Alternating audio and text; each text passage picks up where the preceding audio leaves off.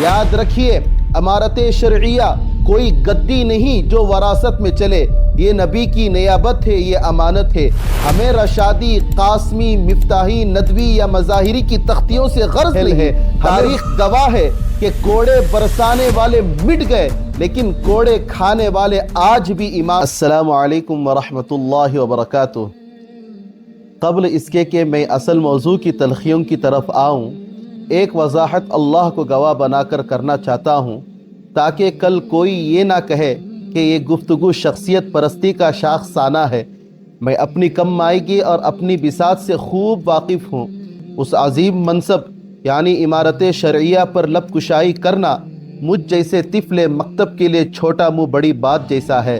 میرا کوئی ذاتی ایجنڈا نہیں اور نہ ہی میں کسی مخصوص شخصیت کا ذہنی غلام ہوں، لیکن جب بات اصول کی ہو تو خاموش رہنا جرم ہے۔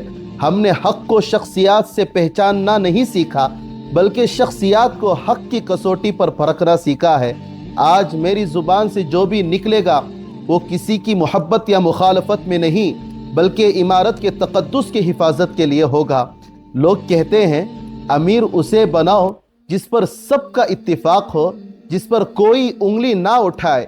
یہ کیسا بچگانہ معیار ہے، یہ کیسی عقل سے پیدل باتیں ہیں۔ کہا جاتا ہے کہ فلاں صاحب پر آٹو والے اور خواتین انگلیاں اٹھا رہے ہیں اس لیے وہ امارت کے لائق نہیں۔ ارے نادانو، اگر انگلی اٹھنا اور مخالفت ہونا نااہلی کی دلیل ہوتی تو تاریخ کا پہیہ الٹا گھمانا پڑتا۔ کیا تم بھول گئے کہ حضرت مریم علیہ السلام جیسی پاک باز خاتون پر انگلیاں نہیں اٹھائی گئیں؟ کیا ام المؤمنین حضرت عائشہ صدیقہ رضی اللہ عنہا پر بہتان نہیں تراشے گئے؟ کیا امام اعظم ابو حنیفہ رحمۃ اللہ علیہ کو قید خانے میں کوڑے نہیں مارے گئے؟ کیا امام احمد بن حنبل رحمۃ اللہ علیہ کو خلق قرآن کے فتنے میں اکیلا نہیں کر دیا گیا تھا؟ اگر عوامی تبصروں اور آٹو والوں کی رائے پر دین کے فیصلے ہونے لگتے تو آج دین ہم تک پہنچتا ہی نہیں۔ کسی نے امام شافعی رحمۃ اللہ علیہ سے پوچھا تھا کہ فتنے کے دور میں ہم حق پرست کی پہچان کیسے کریں؟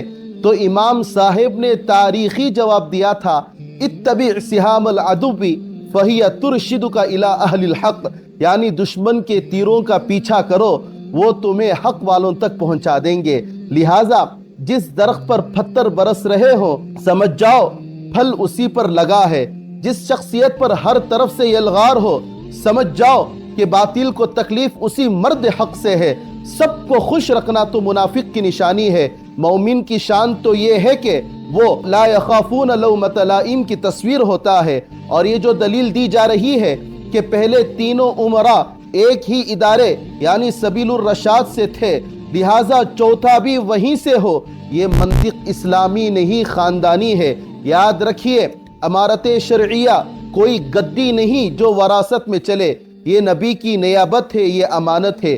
یہ کہنا کہ چونکہ پہلے بزرگ وہاں سے تھے تو اب بھی وہیں سے ہو، تو پھر یہ سوال جمعیت علماء ہند پر بھی اٹھاؤ، مسلم پرسنل لاء بورڈ پر بھی اٹھاؤ۔ دوسروں کی غلطیاں یا روایات ہمارے لیے سند نہیں بن سکتی۔ یہاں رسم نبھانے نہیں دین بچانے بیٹھے ہیں ہم۔ ہمارے لیے سبیل الرشاد بھی آنکھوں کی ٹھنڈک ہے اور باقی مدارس بھی۔ ہمیں رشادی، قاسمی، مفتاحی، ندوی یا مظاہری کی تختیوں سے غرض نہیں۔ ہمیں وہ امیر چاہیے جو مسلک دیوبند کا سچا ترجمان ہو، جو اسلاف کا نمونہ ہو، جو بدعت کو بدعت کہنے کی جرت رکھتا ہو اور جو ایوانوں میں آنکھوں میں آنکھ ڈال کر بات کر سکتا ہو۔ اگر یہ اوصاف کسی مفتاحی میں ہیں تو وہ سر آنکھوں پر، اور اگر کسی رشادی یا قاسمی میں ہیں تو وہ بھی سر آنکھوں پر۔ لیکن خدا را یہ مت کہو کہ فلاں پر الزام ہے اس لیے وہ نااہل ہے۔ تاریخ گواہ ہے کہ کوڑے برسانے والے مٹ گئے لیکن کوڑے کھانے والے آج بھی امام ہیں۔ فیصلہ برادری دیکھ کر نہیں بصیرت دیکھ کر کیجئے۔ مخالفت سے نہ ڈر اے رہ روے راہ وفا، یہ تو چلتی ہے تجھے اونچا اڑانے کے لیے۔